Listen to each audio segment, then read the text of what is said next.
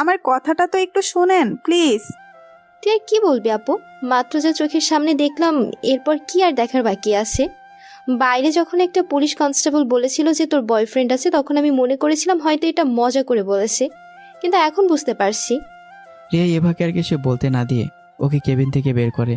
আমি শুধু মাহিকে বললাম, তুই একটু বাইরে অপেক্ষা কর, দেখি তোর ভাবি কি বলে আমাকে। মাহি এবার পিছনে কেবিন থেকে বের হয়ে গেল।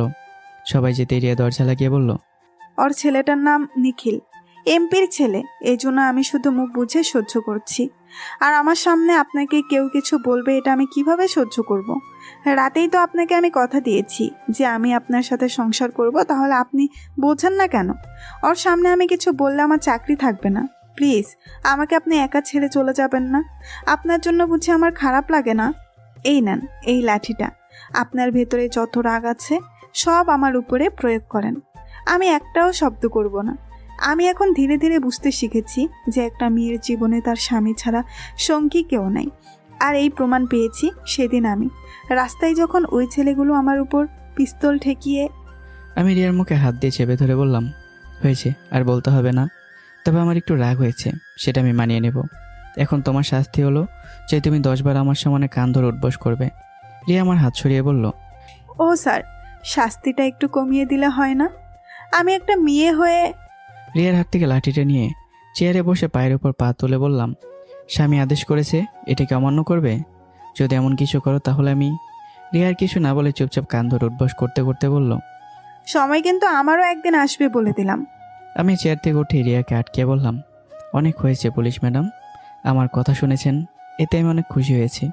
এখন বলেন আপনার কি চাই আমার কাছ থেকে? ও শিট, আমি তো ভুলেই গেছি, আপনার বুক থেকে এখনো রক্ত বের হচ্ছে। রিয়া এভাকে ডাকতে ডাকতে দরজা খুলে দিয়ে বলল, এবার দেখ না, তোর দুলাভাইয়ের বুক থেকে এখনো রক্ত বের হচ্ছে। আমি এটা আগে খেয়াল করি নাই। প্লিজ ইভা, তুই কিছু একটা কর। আপু, এত অস্থির হবার দরকার নেই, বেশি কিছু হবে না। আর যদি হয় তাহলে তুই শাস্তি পাবি। ওকে আর দু চোখে তোর দেখতে হবে না। এবার কথা শুনে রিয়া আলতো করে আমাকে ধরে চেয়ারে বসিয়ে আমার শরীর থেকে শার্ট খুলে নিয়ে এবারও কান্না করতে করতে বলছে, কে কি বললো না বললো তা আমার দেখার নেই। আমি শুধু আমার হাজবেন্ডকে চাই। ওর কিছু হলে আমি বাঁচবো না। তুই আমার ছোট বোন, তুই বুঝিস না কেন আমি আমার স্বামী ছাড়া অসহায়? আপু, কান্না করিস না। আমি থাকতে আমার দুলাভাইয়ের কিচ্ছু হবে না, তাই তো চিন্তা করিস না। দেখি, আমাকে দেখতে দে। এবার আমার রক্ত বন্ধ করে বিজয় হয়ে গেল। একসময় আমি রৌদ্রের কথা বিশ্বাস করতে শুরু করেছিলাম, তবে রিয়া চোখের পানি মিথ্যা হতে পারে না। আর যাই করুক, রিয়া কখনো আমাকে ধোকা দেবে না, এটা আমি মনে প্রাণে বিশ্বাস করি। রিয়া চোখের পানি মুছে দিয়ে বললাম, কান্না করো না, কিচ্ছু হবে না আমার, এগুলো সামান্য একটা বিষয়। সব কিছু হয়েছে আমার জন্য, তাই না? তখন যদি আমি বসে না থেকে। রিয়া বলছি না, এসব কথা এখন বাদ দাও। ভাইয়া, তাহলে আমি গেলাম, তোরা থাক। মাহি দাঁড়াও, বাসায় যাওয়ার পর আঙ্কেল আবার। যে বাবা মা আজ পর্যন্ত আমার গায়ে হাত তুলে নেই পর্যন্ত, তার মেয়েকে কেউ মেরেছে, আবার খারাপ কথা বলছে, এসব শুনলে আমার বাবা ছেড়ে দেবে বুঝি? রিয়া মাহির মাথায় হাত দিয়ে বলল, বিষয়টা আমি দেখব। ও এখানকার এমপির ছেলে, ওর সাথে ঝামেলা করলে সমস্যায় পড়তে হবে না? আমার বিষয় আমি দেখে নিব ভাবি, থাকেন আপনারা। আমি মাহির হাত ধরে বললাম, দাঁড়া এখানে, আমি তোর ওদের বাসায় রেখে আসবো। আমি তোর ভাই না, বিচার আমি করব। ভাইয়া। এর ভিতরে হাসপাতাল থেকে কল এলো, ইভাকে নাকি এখন হাসপাতালে যেতে হবে। ইভা আমাদের কাছ থেকে বিদায় নিয়ে চলে গেল। ইভা যেতে রিয়া বলল, মাহি চল, আমরা তোমাকে বাসায় দিয়ে আসি। যদি আঙ্কেল কিছু বলে তাহলে সেটা আমি বুঝবো। পুলিশ জিপে করে মাহির বাসায় গেলাম। ওর বাবাকে 2 পাঁচ উল্টাপাল্টা বুঝিয়ে দিলাম। বিষয়টা সমাধান করে রিয়াকে নিয়ে আমাদের বাসায় যেতে লাগলাম। গাড়ি চালানোর সময় রিয়া বলল, তা আমাকে কবে আপনাদের বাসায় নিয়ে যাবেন? আমি রিয়ার দিকে তাকিয়ে বললাম, আপনাদের বাসায় মানে? তুমি আমার বউ, সেই হিসাবে তোমারও বাসা, তোমার বাসায় তুমি যাবে, এতে কাকে কি বলা লাগবে? হ্যাঁ বুঝছি আপনার কথা স্যার, তবে আপনি প্রথম আমন্ত্রণ করে আমাকে শ্বশুরবাড়িতে নিয়ে যাবেন, এইটুকু ইচ্ছে আমার। বিয়ের আগে তো আর এমন স্বপ্ন দেখি নাই। আপনার সাথে বিয়ে হবার পর একটু একটু করে আপনাকে নিয়ে স্বপ্ন দেখতে শুরু করেছি। আমি রিয়ার গাল টেনে বললাম, তা এখন দেখি আমার ম্যাডাম আমাকে নিয়ে স্বপ্ন দেখতে শুরু করেছে। বাবা, আমার কপাল তো দেখি খুব ভালো। এই, আপনি আমাকে ছুলেন কেন? মনে আছে তো সত্যের কথা? আমি মন খারাপ করে বললাম, মনে আছে তো। রিয়া আমার মন খারাপ দেখে একটা হাসি দিয়ে বলল, বাসায় চলেন, আপনার জন্য বড় একটা সারপ্রাইজ আছে। এই কয়েকদিন আমাদের কেউ বিরক্ত করবে না। আর আমার শাশুড়ি আম্মু সেই ব্যবস্থাই করে দিচ্ছেন আমাদের। বুঝলাম না তোমার কথা রিয়া। এত বুঝতে হবে না, আগে বাসায় চলেন, পরে সব কিছু বুঝতে পারবেন। কি জানি বাবা, তোমরা বউ শাশুড়ি মিলে কী প্ল্যান করছো। বাসায় যেতেই দেখি আম্মু দরজার সামনে দাঁড়িয়ে আছে। রিয়াকে দেখেই দূর থেকে বলল, আসো বৌমা, আমরা তোমার জন্যই অপেক্ষা করছি। বাসার ভিতরে যেতেই শুনি আমাদের পুরো পরিবার 1 মাসের জন্য দেশের বাইরে যাবে ভাইয়ের কাছে। আমি আর রিয়া শুধু থাকবো এই বাসায়। তার মানে রিয়া আমাকে এই সারপ্রাইজ দিতে চেয়েছিল। আমার মনের ভিতর তো লাড্ডু ফুটতে শুরু করেছে। তার মানে রিয়া চায় আমরা একাকিত্ব সময় কাটাই। আহা, এখন তো আমার মনের ভিতর আনন্দ আর আনন্দ কাজ করছে। আমরা সবাই মিলে বসে বসে প্ল্যান করছি কিভাবে কি করতে হবে। হঠাৎ করেই বাবা রিয়াকে বলল, আমরা তো চলেই যাব। ইভার সম্পর্কে আমার ছেলে তোমাকে কিছু কি বলেছে? রিয়া অবাক হয়ে বলল, আমার বোনের সম্পর্কে আবার কি বলবে? বাবা আমার দিকে চোখ গরম করে তাকিয়ে বলল, কি রে, ওকে এখনো কি কিছু বলিস নাই কেন? আসলে বাবা আমাকে ধমক দিয়ে বলল, তুই চুপ কর। সব সময় সত্যি কথা বলবি, মিথ্যে বললে সুখী হতে পারবি, কিন্তু সেটা ক্ষণিকের জন্য। সত্যি একদিন না একদিন প্রকাশ পাবেই। রিয়া মা, আমার কথা শুনে তুমি রাগ করবে জানি, তাও বলতেই হবে। আমরা সত্যি কথা লুকিয়ে রাখতে চাই না। এ কথা বলে আমার বাবা এক এক করে রিয়াকে সব কিছু বলে দিল। এবার পেটের বাচ্চার বাবা আমি এটা বলে দিল। রিয়া শুধু মাথা নিচু করে কান্না করতে লাগলো, কোনো কথা বলছে না। আম্মু রিয়ার মাথায় হাত দিয়ে বলল, আমার ছেলেকে খুব শাসন করেছি আমরা। ওর বাবা মারছে, আমি মারছি, তোমার ছোট্ট বোন পর্যন্ত মারছে। এখন শুধু তুমি বাকি আছো। তবে ও এখন ওর নিজের ভুল বুঝতে পারছে, এই জন্য ওর বাচ্চাকে নষ্ট করতে দেয়নি। আমি আর কিছু বলবো না। জানি বৌমা তোমার মন খারাপ হয়েছে, কিন্তু আমাদের মনে হলো সত্যিটা তোমাকে বলার দরকার। মিথ্যা বললে হয়তো আমার ছেলে বেঁচে যাবে, কিন্তু আমার কাছে মনে হলো যে রিয়া খপ করে আমার হাত ধরে বলল, তুই চল আমার সাথে, কথা বললে এখানেই তোরে গুলি করে দেব। রিয়া আমাকে টেনে রুমের ভেতর নিয়ে গেল। রুমের দরজা বন্ধ করে আমার চুল টেনে ধরলো। আমার শরীরে আঘাত থাকার কারণে আমাকে মারতেও পারছে না। রিয়া কিছুক্ষণ চুপচাপ একা একা কান্না করতে করতে বলল, তুই তোর মায়ের কসম খেয়ে বল আর কোনোদিন কারোর সাথে। আমি মাথা নিচু করে বললাম, সব কিছু জানার পর তোমার সামনে মুখ দেখানোর মতো অবস্থা নেই আমার। আমি জানি আমি কত বড় ভুল করেছি। ভেবেছিলাম তোমাকেও পাবো না, আর ভুল যেহেতু করেছি শাস্তি তো পেতে হবে। এই জন্য ইভার কাছে অনুরোধ করে বলেছি শুধু বাচ্চাটা আমাকে দিয়ে দিতে, যেন ওকে নিয়ে আমি বাঁচতে পারি। তোমার কাছে এখন ক্ষমা চাইব না।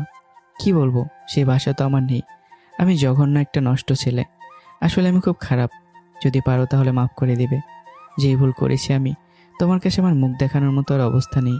রিয়া আমার কাছে এসে আমার মাথায় হাত দিয়ে আমার চোখের পানি মুছে দিল আর বলল, শেষবারের মতো একটা সুযোগ দিলাম, যদি পরের বার এমন কিছু শুনি তাহলে।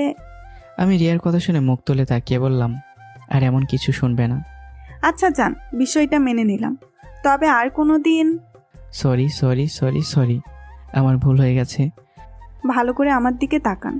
আমি রিয়ার দিকে তাকিয়ে বললাম, বলো। ছেলে মানুষ কি এভাবে কান্না করে? বলছি না মাফ করে দিলাম। তুমি মাফ করলে কি হবে? আমি নিজেকে তো মাফ করতে পারছি না। আমার ভিতরটা জ্বলে পড়ে যাচ্ছে। একটু জড়িয়ে ধরবেন আমাকে? রিয়ার কথা শুনে আমার হুঁশ উড়ে গেল। কি বলে ও? ওকে আমি জড়িয়ে ধরবো? আচ্ছা, এই কথাটা কি রিয়া বলছে নাকি অন্য কেউ? কি হলো? আমি কি বললাম? আপনি আমাকে একটু জড়িয়ে ধরবেন? আমি আমার স্বামীকে একটু জড়িয়ে ধরতে চাই। আমি তো নিজের কানকে বিশ্বাস করতে পারছি না যে তুমি আমাকে এই কথা বলছো। বিশ্বাস করতে হবে না। এখন আমি যেটা বললাম সেটা করবেন নাকি চলে যাব? আমি ধীরে ধীরে রিয়ার কোমরে হাত দিতে লাগলাম, কিন্তু ভয়ে আমি আবার হাত সরিয়ে নিলাম। রিয়া আমার অবস্থা দেখেই আমার কোমরে হাত দিয়ে আমাকেই টেনে জড়িয়ে ধরলো। এই প্রথমবার আমি আমার বউকে জড়িয়ে ধরছি। আমার ভিতরে মারাত্মক একটা ফিলিংস কাজ করছে, যেটা ভাষায় প্রকাশ করার মতো নয়। তবে ভয়ও লাগছে একটু একটু, যদি রিয়া আমাকে কিছু বলে ফেলে। রিয়া আমাকে শক্ত করে জড়িয়ে ধরে বলল, কি হলো? কথা বলছেন না যে? আমি অনেক অনেক সরি রিয়া। রাগের মাথায় যে আমি কত বড় ভুল করে ফেলেছি এটা তো এখন আমি বুঝতে পারছি। প্লিজ আমাকে তুমি মাফ করে দাও। আরে ছাড়েন না ওইসব কথা। আমি বলছি তো ক্ষমা করে দিলাম। পরের বার এমন কিছু করলে আপনার হাত পা ভেঙে ঘরে বসিয়ে রাখবো বলে দিলাম। তোমার মতো সুন্দর একটা বউ থাকতে আমি আর কারোর দিকে নজর দেব? রিয়া, তুমি এবার কি কিছু বলো না। সব কিছু আমার জন্যই হয়েছে।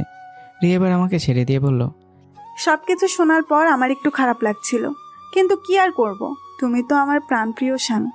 চিন্তা করো না, ইভাকে কিচ্ছু বলবো না। এই কথাগুলো যেন ইভার হাজবেন্ড এর কানে না যায়। আমি চাই না আমার বোনের জীবনটা নষ্ট হয়ে যাক। ভাইয়া আম্মু তোদের ডাকছে, ভাবিকে নিয়ে বের হ। আমি রিয়ার চোখের দিকে নজর দিয়ে বললাম, ম্যাডাম, আমি কি আপনার হাতটা ধরতে পারি? রিয়া আমার দিকে ওর হাতে এগিয়ে দিয়ে বলল। হাত ধরার জন্য কখনো আমার কাছ থেকে অনুমতি নিতে হবে না, এখন চলেন। রিয়ার হাত ধরে বাইরে যেতে আম্মু বলল, যাক, ভালোই ভালোই সব কিছু তারা মেনে নিল। রিয়া মা, রাতে তো আমরা চলে যাব, তোমাকে কি নতুন করে বলতে হবে? বিকালে আমি সবকিছু নিয়ে চলে আসবো আম্মা। এখন আমাকে আবার থানায় যেতে হবে, সময় অনেকটা চলে গেল। ঠিক আছে, যাও মা, তাড়াতাড়ি ফিরে আসবে কিন্তু। রিয়া যেতেই আম্মু বলল, যাক, ভালোই হয়েছে। কি বলিস? ভালোই ভালোই সব কিছু হয়েছে। আমাদের পরিবারের সবাই মিলে আড্ডা দিতে দিতেই বিকেল হয়ে গেল। হঠাৎই দরজা ঠেলে রুদ্র পুলিশ পোশাকে ভিতরে ঢুকে আমাকে ডাক দিল। আমি সোফায় বসে বললাম, কী রে রুদ্র, কি হয়েছে? এভাবে দৌড়ে আসলি কেন? আমার সাথে ভিতরে চল, তোরে আমি সবকিছু বুঝিয়ে দিচ্ছি। রুদ্রের সাথে রুমে যেতেই রুদ্র বলল, তুই তোর পরিবারের সাথে বিদেশে চলে যা। ওয়েট, তুই কীভাবে জানিস আমার পরিবারের সবাই ভাইয়ার কাছে যাচ্ছে? মামা, আমি তোর পায়ে পড়ি, বলছি তুই পালিয়ে চলে যা। ওরা তোর সাথে যা ইচ্ছে তাই করবে। রিয়া ম্যাডাম এবার সম্পর্কে সবকিছু জেনে গেছে। আরে তোর এতটা পেরেশানিতে লাগছে কেন? আর এবার বেশি ওকে আমি সব কিছু বলছি, এতে দোষের কি আছে? সত্যি কথা তো বলতেই হবে নাকি? রুদ্র ফোনে কিছু একটা দেখে বলল, ম্যাডাম জেনে গেছে যে আমি তোর সাথে দেখা করতে আসছি। না জানি এখন আমার সাথে কি কি করে। আমাকে তাড়াতাড়ি যেতে হবে, তুই পালিয়ে চলে যা। দরকার হলে এ দেশ ছেড়ে দে, ওরা তোরে শান্তিতে বাঁচতে দিবে না বন্ধু। আরে ওরাটা কে? রুদ্র আর কিছু না বলে আবার দৌড়ে চলে গেল। কি জানি বাবা, হঠাৎ করে আবার ওর কী হয়েছে এটাই তো বুঝি না। আমার তো কারোর সাথে কোনো শত্রুতা নেই, তাহলে আমাকে আবার কে মারবে? ফালতু কথা বলে গেল রুদ্র। রুম থেকে বেরোতে আম্মু বলল, রুদ্র হঠাৎ দৌড়ে এই বাসায় আসলো যে? কি বলে গেল ও তোরে? তেমন কিছু না আম্মু। আচ্ছা আমি এখন রুমে যাই, ঘুমোতে হবে আমার। রুমে যাওয়ার দরকার নেই, এখন রিয়াকে নিয়ে আয়। দেখ ওর দেরি হচ্ছে কি জন্য। আচ্ছা আম্মু, আমি কল দিয়ে দেখছি। কল দেওয়ার দরকার নেই, এক কাজ কর, শ্বশুর বাড়ি থেকে বেরিয়ে আয় আর রিয়াকে নিয়ে আয়, এটাই ভালো হবে। পাগল হলে তুমি আম্মু? আমি আবার ওদের বাসায় যাব? একবার কি অপমানিত হয়েছি? এখন তো সব কিছু ঠিক হয়ে গেছে, আমি রিয়াকে বলে দিব যে। পারবো না আম্মু, যাও, বিরক্ত করবে না তো? আমি কিছু শুনতে চাই না, যাবি তুই এটাই জানি। এখন রুমে গিয়ে রেডি হয়ে বাজার থেকে কিছু মিষ্টি কিনে চলে যা, আর এত দেরি করবি না। শ্বশুর শাশুড়ির সাথে দেখা করেই চলে আসবি, ঠিক আছে? আমি গেলাম এখন। এ কথা বলে আম্মু চলে গেল। যা বাবা, একদিকে বিপদে পড়লাম আমি, এখন নাকি আমাকে শ্বশুর বাড়ি যেতে হবে। কি আর করব? আম্মুর কথা মতো রুমে গিয়ে রেডি হয়ে নিলাম। বাইরে যেতেই আব্বু সব কিছু বুঝিয়ে দিল যে কি কি করতে হবে আমাকে। বাসা থেকে বেরিয়ে অল্প কিছু বাজার করে নিলাম। আমাদের বাসা থেকে রিয়ার বাসা অতটাও দূরে না, এই জন্য খুব তাড়াতাড়ি রিয়ার বাসার সামনে চলে গেলাম। দরজায় কলিং বেল দিয়ে দাঁড়িয়ে আছি। বুকের ভেতরে যেন কেমন একটা ভয় কাজ করছে। অল্প একটু সময় যেতেই রিয়া দরজা খুলে দিল। দরজা খুলে আমাকে দেখে রিয়া বলল, আরে তুমি? আমি রিয়া হাতে বাজারগুলো দিয়ে বললাম, আর বলো না, আম্মু জোর করে আমাকে পাঠিয়েছে তোমাকে নেওয়ার জন্য। এখন চলো। কি চলো, বাসায় আসছেন? আমার বাবা মায়ের সাথে দেখা করবেন না? চলেন ভেতরে। রিয়া আমার হাত ধরে টেনে ভিতরে নিয়ে গেল। টেবিলে বসে ইভা খাবার খাচ্ছিল। আমাকে দেখে বলল, আসসালামু আলাইকুম দুলা ভাই। তা আজকে হঠাৎ আমাদের বাসায়, নাকি আব্বুকে নিতে আসলেন? আমি এবার কথার উত্তর না দিয়ে শাশুড়ির পায়ে গিয়ে সালাম করলাম। এখন যেন আমি লজ্জায় দাঁড়াতে পারছি না। আর রিয়া আমার বিষয়টা বুঝতে পেরে বলল, আম্মু, আমি ওকে রুমে নিয়ে যাচ্ছি, আর তুমি তো বুঝেই গেছো ও কি জন্য আসছে। তুই যে নিখিলের কথা বললি সকালে। রিয়া আমাকে আর কিছু বুঝতে না দিয়ে রুমে আমাকে টেনে নিয়ে গেল। নিখিল তো সেই ছেলেটাই যে আমাকে থানায় হুমকি দিয়েছিল, কিন্তু আমার শাশুড়ি কি বোঝাতে চাইছে এটাই তো বুঝলাম না। রিয়া দরজা বন্ধ করে বলল, কিছু খেয়ে আসছো তো? খেয়ে আসছি। এখন তুমি একটু তাড়াতাড়ি করো, আমাদের যেতে হবে। দেরি হলে আম্মু বকা দিবে আবার। আপনি বসেন, আমি ওয়াশরুম থেকে আসছি। ইভা দরজার বাহির থেকে বলল, দুলা ভাই কি ভেতরে আছেন নাকি? আয় ইভা, ভেতরে। ইভা ভেতরে এসে আমার সামনে দাঁড়িয়ে বলল, আমি আপনার একমাত্র শালী, তা আমার জন্য কি নিয়ে আসলেন? আমি এবার রিয়ার দিকে অসহায় দৃষ্টিতে তাকালাম। ইভা তো সত্যি কথাই বলল যে আমি ওর জন্য কি নিয়ে আসছি। রিয়া আমার চোখের পাশে কিছুটা বুঝতে পেরে বলল, ইভা এবারের মতো তো দুলাভাইকে মাফ করে দে, পরের বার আসলে বড় একটা গিফট পাবি। দেখছেন ওলা ভাই, ও আমার নিজের আপু হয়ে আপনার পক্ষ নিল। এরপরও কি বলবেন আমার আপু আপনাকে ভালোবাসে না? আমি এই বাসায় আসছি শুধু তোমার আপুর জন্য, বুঝলাম। রিয়া, রেডি হলে চলে যেতে হবে তো নাকি? ইভা, তুই তো দুলাভাইয়ের সাথে বসে একটু গল্প কর, আমি ওয়াশরুম থেকে আসছি। রিয়া ওয়াশরুমে যেতেই আমার শাশুড়ি আম্মা এসে বলল, আমাদের একটু জানিয়ে আসবে না? আসলে আম্মা তাড়াহুড়ো করে আসছি তো এই জন্য। শ্বশুর বাড়ির ঝামেলা মিটিয়ে কোনো মতো রিয়াকে নিয়ে বের হলাম। রিক্সায় বসার পর রিয়া আমার একটা হাত ধরে বলল, আমি তো এটাই চাইছিলাম, এতদিন যে আমি আপনার হাত ধরে আপনার পাশে ছায়ার মতো সঙ্গী হয়ে থাকতাম, ছেড়ে যাবেন না তো আমাকে? রিয়ার একটা শক্ত করে চেপে ধরে বললাম, ছেড়ে যাবো কেন? হ্যাঁ বলো, তুমি আমার প্রাণপ্রিয় বউ, তোমাকে আমি ছাড়বো? প্রশ্নই আসে না। আমাকে শুধু 1 মাস সময় দেন নিজেকে ঠিক করার জন্য, যেন আমি আপনার সন্তানের মা হতে পারি। তোমার জন্য আমি একদিন কেন 1000 বছর অপেক্ষা করতে পারি। তুমি শুধু আমার থাকো, তাহলেই হবে। আমি তো আবার এমনিই মা হয়ে গেলাম, আপনার সন্তান তো আমাকে গ্রহণ করতে হবে, যাতে ইভার স্বামী ওকে সন্দেহ করতে না পারে। এসব কথা এখন রাখো তো, পরে এই বিষয়ে কথা বলা যাবে। রিয়ার সাথে টুকটাক কথা বলতে বলতে বাসায় চলে আসলাম। রিয়া আমার রুমে গিয়ে কাপড় চোপড় রেখে আসলো। রাতে পরিবারের সবাইকে বিদায় করে দিয়ে আসতে আসতে রাত অনেকটাই হয়ে গেল। বাসায় গিয়ে আমি একটা বালিশ নিয়ে সোফায় শুয়ে পড়লাম। তাহলে রিয়া, তুমি বিছানায় ঘুমিয়ে পড়ো কেমন? আপনি বিছানায় ঘুমান, আমি বরং নিচে ঘুমাই। না, তার আর দরকার নেই ম্যাডাম, বেশি কথা না বলে এখন ঘুমিয়ে পড়েন, রাত কিন্তু অনেক হয়েছে। আমার কথা মতো রিয়া বিছানায় শুয়ে বলল, আজকে যত পারেন সুখ করে নেন, আগামী কয়েকদিন হয়তো শান্তি মতো ঘুমাতে পারবেন না। কি বললে? আরে কিছু না, মজা করে বললাম। আমি এটা চিন্তা করছি, যদি কোনোভাবে ইভার সন্তান মারা যায় তাহলে আপনি নিজেকে ক্ষমা করতে পারবেন বুঝি। তোমার ফালতু কথা রেখে এখন ঘুমাও তো রিয়া। জানেন, খুব ইচ্ছা ছিল সবকিছু মন থেকে বাদ দিয়ে আপনার সাথে সংসার করব, কিন্তু রিয়া যা বলার সকালে বলবে, এখন একটু ঘুমাতে দাও, আর সাথে তুমিও ঘুমাও। রিয়া গুনগুন করে কি যেন বলছে, তবে সব কথা আমার কানে আসছে না। আমি আর অন্য কিছু চিন্তা না করে ঘুমিয়ে গেলাম। সকালে রিয়ার ডাকে ঘুম ভাঙলো। চোখ খুলে তাকিয়ে দেখলাম রিয়া পুলিশের পোশাকে দাঁড়িয়ে আছে। কি ম্যাডাম, আজকে সকাল সকাল চলে যাচ্ছেন যে? আপনার জন্য তো সকাল মনে হতে পারে, টেবিলের উপর খাবার রাখা আছে, খেয়ে নেবেন। না জানি আর কখনো মন খুলে এইসব খাবার খেতে পারবেন। খেয়ে দিয়ে রেডি হয়ে থানায় যাবেন, মনে থাকবে তো স্যার? তুমি যাও তাহলে, আমি আর কিছুক্ষণ পর চলে আসবো। রিয়ার কিছু না বলে চুপচাপ বের হয়ে চলে গেল। আমি সোফা থেকে উঠে বিছানায় গিয়ে দিলাম এক ঘুম। ঘুম থেকে উঠে দিকে 10টা বেজে গেছে। ফ্রেশ হয়ে টেবিলের সামনে গেলাম। টেবিলের সামনে গিয়ে আমি অবাক হয়ে গেলাম, এত আইটেমের খাবার এখানে রাখা আছে কেন? আমার জানা মতে রিয়া কখনো তো এত খাবার তৈরি করতে পারবে না, হয়তো দোকান থেকে আনিয়েছে। যাক, আমার কি, টাকা গেলে ওর যাবে। আমি আমার মতো করে খেয়ে নিলাম। আমার ফোনের স্ক্রিনে একটা মেসেজ আসলো, সেখানে লেখা আছে, বন্ধু, এখনো সময় আছে, তুই পালিয়ে যা। বেঈমানদের একটু ভালোবাসায় সবকিছু বিশ্বাস করে নিতি এত তাড়াতাড়ি? বুঝবি একদিন বন্ধু, তখন কান্না করবি শুধু, কিছু করার মতো উপায় থাকবে না তোর। আমি মেসেজটা পড়ে আবার ডিলিট করে দিলাম। কি জানি কে নাকি আমাকে মেসেজ দিয়েছে, এমনও তো হতে পারে এটা বলবো শুধু আমার কাছে চলে আসছে। এখন আর বসে না থেকে যাই, একটু থানায় গিয়ে দেখি কী জন্য আমাকে রিয়া ডাকছিল। বাসা থেকে বের হয়েই একটা রিক্সা নিয়ে থানার সামনে চলে গেলাম। মিশুর দোকান দেখলাম বন্ধ, হয়তো আজকে এই সময় বাসায় আছে। থানার সামনে গিয়ে ভাড়া মিটিয়ে ধীরে ধীরে হেঁটে ভিতরে চলে গেলাম। অন্য দিনের থেকে আজকে থানার ভিতরে সব কিছু একদম নীরব নীরব লাগছে। থানার ভিতরে যেতে দেখলাম সব কনস্টেবল চুপটি করে ভেতরে বসেছিল। আমাকে ভেতরে আসতে দেখি রৌদ্র দাঁড়িয়ে বলল, এটা কি করলি বন্ধু? নিজের বিপদ নিজেই ডেকে আনলি। আমি তোরে কতবার না করেছি এখানে আসবি না, দিলি তো নিজের জীবনটা 12টা বাজিয়ে। আজকে তোর জন্য ম্যাডামের হাত থেকে কত মার খেয়েছি, এর পরেও আফসোস আমি আমার বন্ধুকে বাঁচাতে পারলাম না। পাশ থেকে মাইশার বোন দাঁড়িয়ে হাসতে হাসতে বলল, আজ থেকে ভালো করেই বুঝবি অত্যাচার কি জিনিস। এই জন্য গুরুজনদের একটা উক্তি আছে, না ভাবিয়া করিও কাজ, করিয়া ভাবিও না। আমি কারো কথায় কোনো উত্তর না দিয়ে রিয়ার কেবিনে চলে গেলাম। ভেতরে যেতে একটা ছেলের কণ্ঠে আওয়াজ করে বলল, আয় আয় ভিতরে আয়, তোর জন্য অপেক্ষা করে বসে আছি। আমি ভালো করে তাকিয়ে দেখলাম রিয়ার সামনে নিখিল বসে এই কথা বলল, আর রিয়া মাথা নিচু করে কি জানি লিখছে। এখন আমার কেমন যেন বিষয়টা ভালো ঠেকছে না। আর নিখিল এখানে কি করে? রিয়া না বলল ওকে আর এখানে আসতে দেবে না।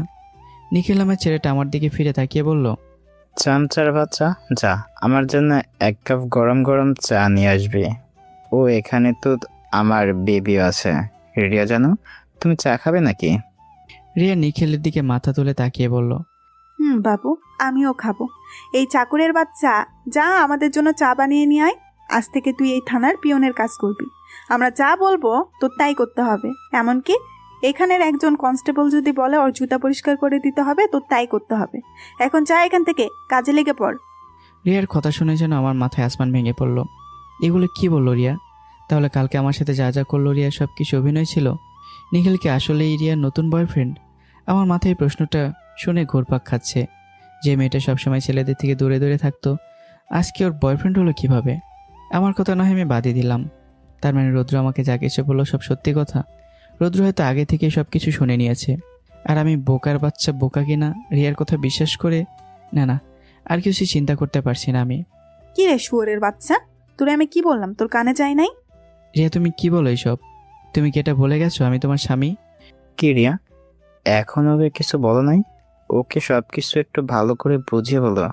রিয়া চেয়ার থেকে উঠে আমার সামনে দাঁড়ালো, ঠাস ঠাস করে আমার গালে দুইটা চড় দিল আর বলতে লাগলো, এই কয়দিন তোর উপর আমার আলাদা একটা মায়া জন্ম নিয়েছিল, কিন্তু যখন শুনলাম তুই আমার ছোট বোনকেও ছাড়লি না, তখন আমি ভালো করেই বুঝে নিয়েছি তুই যে কতটা খারাপ। আমি কি জেনে শুনে একজন লম্পটের সাথে সংসার করব?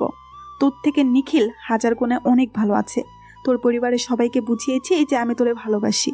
আজ থেকে কারোর সাথে যোগাযোগ করতে পারবি না, সব ধরনের যোগাযোগ তোর বন্ধ। আমি যা বলবো তাই করতে হবে তোর। যদি আমার কথা না শুনিস তাহলে 4 দেওয়ালের ভেতর গিয়ে উলঙ্গ করে মারবো। ওই যে তখন তোরে বলতাম মনে আছে তো, তুই কিভাবে বাচ্চার বাবা হোস সেটাও আমি দেখে নিব। ইভাকে বলে বাচ্চাটা নষ্ট করে দিব। সব কিছু আমি আগে থেকেই গুছিয়ে রাখছি, যাতে তোর ফ্যামিলির সবাইকে বিদায় করে আমি এর সুযোগ নিতে পারি। আমি কি কি বললাম তোর মাথায় ঢুকলো তো? আমি রিয়ার প্ল্যান বুঝতে পেরে বললাম, আমি ছেলে মানুষ আর তুমি একটা মেয়ে, পারবে তো আমার সাথে? হয়তো তোমার মায় আমি পড়েছি, ভেবেছিলাম তোমায় নিয়ে সংসার করব। আমার সাথে বেইমানি করার ফল কিন্তু খুব খারাপ হবে। পেটে যখন ভাত থাকবে না তখন আর মুখ দিয়ে এসব কথা বের হবে না, বুঝলি? আজকে থেকে তুই শুধু আমার চাকর হয়ে কাজ করবি। রিয়া, তুমি কার সাথে কি বলছো? ওকে যে কাজ করতে বলছি তাই করতে বলো। কি বললো শুনলি তো? এখন যা কাজে লেগে পড়। রিয়া আমার দিকে তাকিয়ে বলো, তুমি এখন যা কিছু বলো সব কিছু মিথ্যা ছিল। যে মেয়ে আমি আঘাত পাওয়ার কারণে কান্না করতে পারে, সেই মেয়ে। রিয়া আমার কলা চেপে ধরে বলল, চুপচাপ কাজে লেগে পড়, কোনো কথা বলবি না। আজ থেকে তুই তোর ইচ্ছাতে কিছু করতে পারবি না, আমি যা বলবো তাই করতে হবে। আমি শুধু মুচকে একটা হাসি দিয়ে বললাম, শুধু সময়ের খেলা মাত্র, ঘড়ির কাঁটা কিন্তু এক জায়গায় থেমে থাকে না, এটা মাথায় রেখো। ভেবেছিলাম এবারের মতো সরি বলে সব কিছু মিটমাট করে নেব, কিন্তু তুমি আমাকে আবার বুঝিয়ে দিলে যে ওপর থেকে পরিবর্তন হলে কি হবে, ভেতর থেকে তো আর আমি পরিবর্তন হইনি, তাই তো? চিন্তা করো না, এই খেলা শুরু করলে তুমি, শেষ করবো আমি। শালার বাচ্চা শালা, আমি কি চেয়ার থেকে উঠবো? তোরে যেটা বলছি তাই কর। তুই রিয়ার সাথে কি বলিস? এখন তাড়াতাড়ি যা, চা নিয়ে আয়। আমি কেবিন থেকে বেরোতে মাইশার বোন বলল, এখন বুঝবি কত ধানে কত চাল।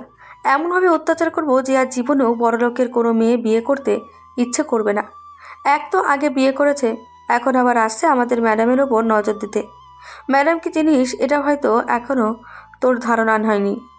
মাইশার চাচাতো বোনের সাথে আমি আর কথা বাড়ালাম না।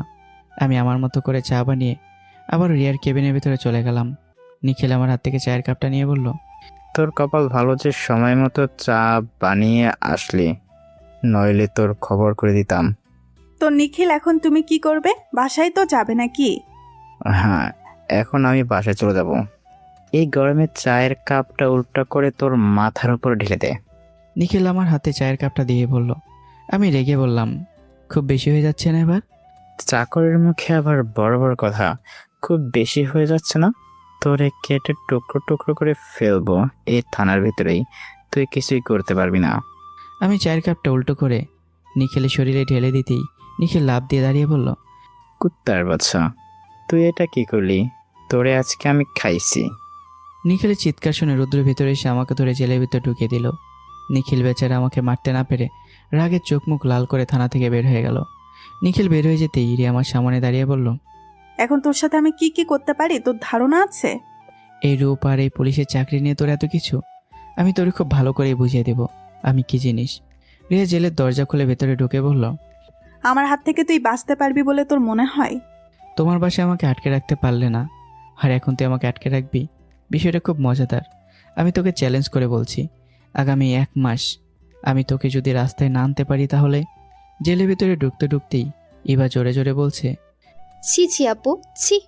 তোর কাছ থেকে অন্তত আমি এগুলো আশা করি নাই। তুই টাকার নেশায় অন্ধ হয়ে গেছিস, বুঝতে পারছিস? শেষ পর্যন্ত তুই প্রমাণ করে দিলি যে স্বামীর থেকে পরপুরুষ তোর কাছে বড়। ইভা, তুই এখানে কোনো ঝামেলা করিস না, চলে যা এখান থেকে। ওর সাথে ঝামেলা আমার, তুই যা। আমি যাব মানে? তোর কি মাথা খারাপ হয়েছে? আমি আমার দুলাভাইকে রেখে কোথাও যাব না। তুই ছাড়বি নাকি আমি উকিল নিয়ে আসবো? তুই আমার সাথে ঝগড়া করতে এখানে এলি নাকি? তুই আমার বোন হয়ে অন্য কারো পক্ষ নিয়ে কথা বলিস? আমি একটু সুযোগ পেয়ে বাইরে হাত দিয়ে গেটের তালা লাগিয়ে চাবিটা ছোট্ট একটা গর্ত দিয়ে বাইরে ফেলে দিলাম।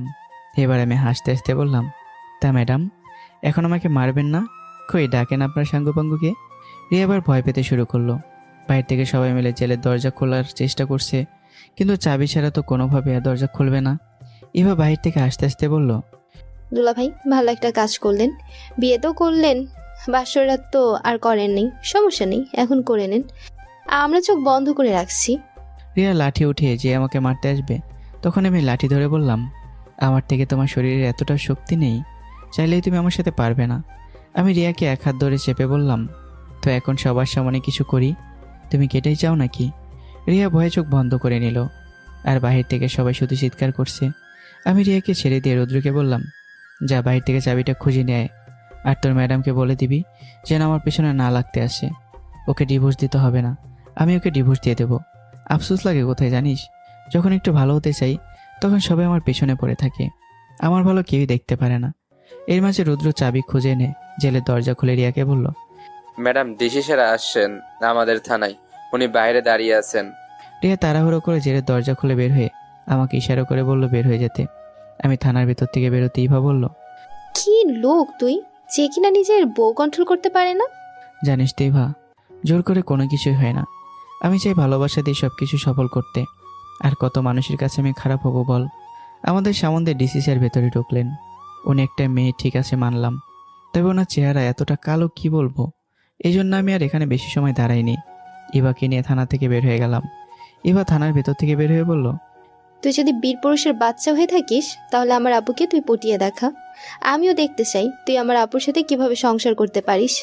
আমি এখন তোরে বোঝাতে চাইছি যে আপুর সাথে একটু রাগ করে কিছুদিন কথা বলবি না। কিছুদিন যাওয়ার পর দেখা যাবে আপু তোর পেছনে ঘোরে, তুই তখন তাকে প্রশ্রয় দিবি না। এজন্য আমি সহজ ভাষায় বলি, আপুকে নিয়ে তুই কোথাও থেকে ঘুরে আয়। আপু না গেলেও কি জোর করে নিয়ে যাবি? মোট কথা আপুর কাছে তুই হারবি না। সেদিন আমাকে কথা দিয়েছিলি যে করেই হোক আব্বুকে তুই পটিয়ে নিবি। রাগ করে কিছু হবে না, আপুর তোর উপর পুরো অধিকার আছে। যা, জোর করে হলো তোর অধিকার আদায় কর, তবে সেটা হবে ভালোবাসায়। পারবি তো? ইভা, প্রতি সময় তোর আপু আমাকে অবহেলা করে, এগুলো কি মেনে নেওয়া যায় তুই বল? আমি আর কত সহ্য করব? আমার এখন আর ভালো লাগে না। সব কিছু বাদ দিয়ে তুই আপুকে দেখ, আমি নিখিলকে দেখে নিব, ওর চিন্তা তোর করতে হবে না। বউ যেহেতু আমার, রিস্ক তো আমাকেই নিতে হবে। তবে ওর আগে আমার নিখিলের সাথে কিছু হিসাব নিকাশ আছে। ও আমার বোন মাহির সাথে। ইভা কাকে জানি কল করে বলল এমবির ছেলে নিখিলকে ধরে নিয়ে আসতে। এ পর্যন্ত ইভা বলে কল কেটে দিল। আমি তোর জন্য এত রিস্ক নিয়ে কাজ করছি, তুই আমার জন্য আমার আপুকে একটু হাসি খুশিতে রাখতে পারবি না বল? ভেবেছিলাম তোর আপুর সাথে আগামী 1 মাস বাজে কিছু করব, কিন্তু তুই তোর আপুরে অনুরোধ করলি, আবার আমার জন্য এত কিছু ত্যাগ করলি তুই। যা আমি তোরে কথা দিলাম, আগামী এই মাস তোর আপু আমার জন্য পাগল হয়ে যাবে, আমাকে ছেড়ে কিছুই বুঝবে না। হয়েছে এবার? ইভা হাসি দিয়ে বলল, তোকে অনেক অনেক ধন্যবাদ দুলা ভাই। এখন চল আমার সাথে দেখি নিখিলের কি খবর। তুই শুধু মাহিকে বল আসতে, আজকে রাত ওর হাত পা ভেঙে দিব। তুই এত কিছু কিভাবে? আরে দুলা ভাই, এই পৃথিবীতে টাকা হলে সবকিছু সম্ভব হয়, বুঝলেন? এখন চলেন তো। আমরা চলে যাব তখন পিছন থেকে ডাক এলো। ইভা শোন একটু। পিছন ফিরে তাকিয়ে দেখলাম রিয়া দাঁড়িয়ে আছে। বল আপু, কি হয়েছে? যাওয়ার সময় নিখিলকে বলিস তো এখানে আসতে দরকার আছে। আমি রাগে চোখ বন্ধ করে ফেললাম, কিছু বললাম না। ইভা আমার রাগের কারণ বুঝতে পেরে বলল, একটু পর নিখিলের পুরো চরিত্রের কথা জানতে পারবি তুই। বড়লোক বাপ মায়ের ছেলে পেলে না জানি উল্টাপাল্টা কি করছে। আমি নিজের রাগ কন্ট্রোল করে রিয়ার সামন দিয়ে হেঁটে বললাম, আমার ঘাড়ের একটা রোগ সবসময় তেরা হয়ে থাকে জানেন তো। আমি যা বলতাম তাই করি, কিন্তু তোমার ছোট বোন অনেক ভালো আছে বলে তুমি বেঁচে গেলে। আমি যদিও খারাপ হই, তাহলে সব কিছু তোমার কাছে আমি প্রকাশ করছি, কোনো কিছু গোপন করিনি আমি। আর আমাকে রেখে নিখিলের পেছন ধরলে যে কি পরিমাণ সারাদিন মেয়ের পেছনে যে পড়ে থাকে না, বরং মেয়ে নিয়ে বিছানায় থাকে। একটু পর পুরো লাইভ দেখাবো তোমাকে। শুধু আমাদের সাথে থেকো ম্যাডাম, ঠিক আছে? আমি এবার সাথে রিক্সা উঠে চলে গেলাম। এবার আমাকে পুরাতন একটা বাংলোতে নিয়ে গেল। ওখানে যেতে কয়েকটা ছেলে এগিয়ে এসে এইভাবে বলল, ম্যাডাম আমাদের টাকা। কাজ তো হয়েছে নাকি? হয়েছে। ওকে ভিতরে গিয়ে পাবেন উল্টো করে ঝুলিয়ে রাখছি, মন যা চায় তাই করেন গিয়ে। আমরা এখন তাহলে গেলাম ম্যাডাম, যদি দরকার হয় আবার ডেকে নেবেন। ছেলেগুলো যেতে আমি বললাম, কি রে ভা, তুই এত কিছু কিভাবে জানিস? আর ওদের কি? আমি ঘোড়ার আন্ডা জানি। আসলে আমি কিচ্ছুই জানি না, সব আমার স্বামীর কাজ। উনি বাইরে থাকেন বলে ওদের রেখেছে। ওরা টাকার বিনিময়ে সব কিছু করতে পারে। আমি শুধু আমার হাজবেন্ডকে বলি, ব্যাস কাজ হয়ে যায়। কই, মাহি কি আসছে নাকি? আমরা বলতে না বলতে মাহি এসে হাজির। মাহি এসেই বলল, ভাইয়া কি হয়েছে হঠাৎ করে এখানে? আমি মাহির হাতে একটা লাঠি দিয়ে বললাম, কোনো কথা বলবি না, ভিতরে গিয়ে আগে শুধু মারবি, পরে কথা হবে। ভিতরে গিয়ে মাহি নিখিলকে দেখে রেগে আগুন হয়ে গেল। মাহি কোনো কথা না বলেই গিয়ে নিখিলকে মারতে লাগলো। নিখিল চিৎকার করে বলছে, তোরে তো আমি। যা পারিস কর যা, আমি কি তোরে না করছি? এখন চুপচাপ মার খা। আমার বোনকে নষ্ট বলিস না, আজকে তোর জীবনের সব কিছু লালবাতি করে দেব। রিয়াকে সরাসরি ভিডিও কল দিলাম। রিয়া আমার কল ধরে বলল, কি চাই তোর আবার? আমি ক্যামেরা নিখিলের দিকে ফিরিয়ে বললাম, দেখ তো চিনতে পারিস কিনা, এমপির ছেলে নাকি? রিয়া চোখ বড় বড় করে বলল, তুমি ওকে? হ্যাঁ, আমি ওকে ধরে নিয়ে আসছি। তো কি হয়েছে? প্লিজ তুমি ওকে ছেড়ে দাও। ওর বাবা মা এসব জানতে পারলে? এত কষ্ট করে ওকে ধরে নিয়ে আসলাম, ছেড়ে দেব? ফোন রাখ তুই, এখন লাইভ দেখ যা। আমি ফোন কেটে ফেসবুক লাইভ অন করে নিখিলের সামনে নিয়ে বললাম, কয় বছর ধরে মেয়ে পাচার করিস? আমার প্রশ্ন শুনে মাহি মারা বন্ধ করে দিল। এবার আমার হাত ধরে বলল, কি বলিস এসব? ও মেয়ে পাচার করে? করে তো। আরেকটা নিষিদ্ধ পড়লে ওর আন্ডারে চলে। বিশ্বাস না হলে তুই জিজ্ঞাসা কর। আমার প্রশ্ন শুনে নিখিল হাসতে হাসতে বলল, রিয়ার কাছে ভালো সাজার জন্য মিথ্যে কথা বলিস না তুই। বললে কি হবে, সব কিছু তো মিথ্যা কথা, কে বিশ্বাস করবে? এবার মুখ থেকে এভাবে কথা বের করা যাবে না। এক কাজ করো, ওকে তো মেরেই ফেলবো। জীবিত অবস্থায় ওর শরীর থেকে সব কিছু খুলে নাও, ভালো টাকায় বিক্রি করতে পারবো। এই, তোর এসব কি কথা বলছিস? আমি যা বললাম সব কিছু সত্যি কিনা তাই বল। আর তুই তো জানিস এবার ডাক্তার, ও চাইলে সব কিছু করতে পারে। তবে তোকে কথা দিলাম, এসব কথা আমাদের ভেতরেই থাকবে, অন্যকে এসব কথা জানতেও পারবে না। রিয়াকেও বলবো না। বলবো না, যা করার কর। এবার ব্যাগ থেকে ছোট্ট একটা চাকু বের করে বলল, তাহলে আগে বুক চিরে সব কিছু বের করি, বাকি সব ও মরে যাওয়ার পর। 10 লাখ হলে অর্ধেক তোর আর অর্ধেক আমার। মাহি, তোমার কি কিছু লাগবে? না আপু, আমার কিছু লাগবে না। নিখিল চিৎকার করে বলল, তুই যা বললি সব সত্যি কথা। প্লিজ আমাকে এখন যেতে দে। দেখলেই বা তোর বড় বোন কত বড় বাটপাড়ের পাল্লায় পড়েছিল। আমি তো খারাপ মানুষ, তাই না? তুই এত কিছু কিভাবে জানিস রে? রুদ্রের কাছ থেকে সবকিছু শুনলাম। ও যে কত বড় নষ্ট আমি খুব ভালো করেই জানি। তো এখন ওর কি করবি? সবাই আমাকে নিয়ে কত মজা করে, আবার সুযোগ পেলে আমাকে ব্যবহারও করে। আমি আমার জীবনের কোনো মানেই খুঁজে পেলাম না। তোরা এখন এখান থেকে চলে যা, বাকিটা আমি দেখছি। মাহি, তুইও যা। তোর কথাবার্তা আমার কাছে মোটেও ভালো ঠেকছে না। কি করতে চাস তুই? কি আর করবো, ওকে মেরে আমি নিজেও জেলে চলে যাব। অন্তত পক্ষে এই সমাজে কতগুলো মেয়ে তো নিরাপদে থাকবে। এবার ওর ফোনটা বের করে আমার হাতে দিয়ে বলল, নে, আপু কল দিয়েছে, কথা বল তুই। আমি ফোনটা হাতে নিয়ে বললাম, বলো কি বলবে। তোমরা এখন কোথায় আছো? ঠিকানা দাও আমাকে। ফালতু কথা শোনার মতো সময় নেই আমার, ফোন রাখ। ফোন কেটে দিতে এবার চোখ ঘুরিয়ে বলল, তোর সাথে আমার এই চুক্তি ছিল বুঝি?